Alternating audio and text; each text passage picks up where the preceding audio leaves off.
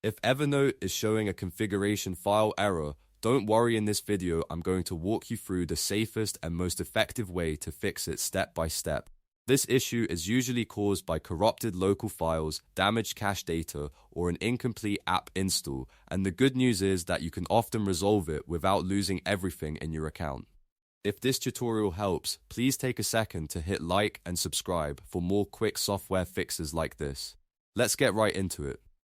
First, make sure Evernote is completely signed out and fully closed. If the app is still running in the background, the files may stay locked and deleting or repairing them can fail.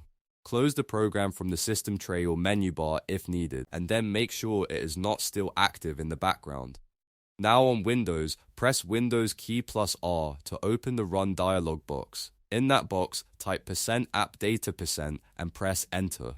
This will take you into your roaming AppData folder where Evernote stores local configuration and cached files. Once the folder opens, look for the Evernote folder. This is the folder that often contains the corrupted settings causing the configuration file error. Delete the Evernote folder to clear out those damaged local files.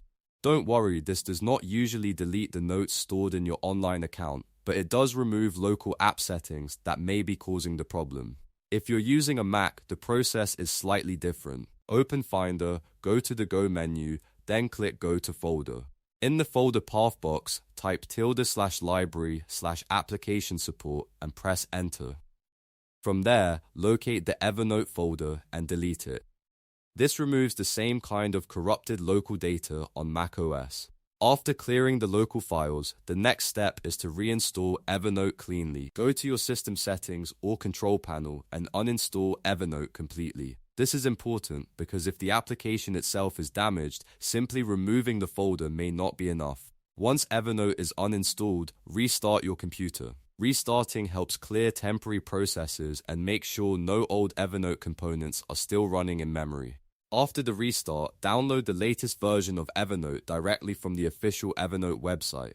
Installing a fresh copy ensures you are getting the newest, most stable build, and it also replaces any broken program files that may have triggered the error in the first place. When the installer finishes, open Evernote again and sign in with your account. In many cases, the app will now launch normally without the configuration file error because the corrupted local files have been removed and the app has been freshly reinstalled. If the issue still appears, double-check that the Evernote folder was fully deleted from the AppData or application support location, and make sure no security software is blocking the app from creating new files.